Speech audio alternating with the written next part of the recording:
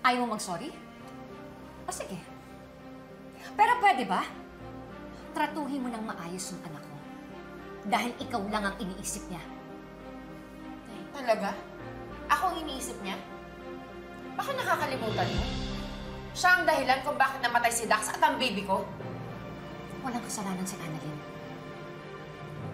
Sorry, Zoe, pero dapat kasi marunong ka maging accountable sa lahat ng mga nagawa mo. Nangyari lahat ng mga kinagagalit mo dahil sumama ka kay Dax. Eh di sana buhay pa sana si Dax.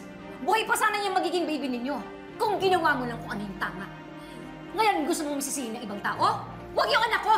Sisihin mo yung sarili mo! Ay, tama na po. Ay.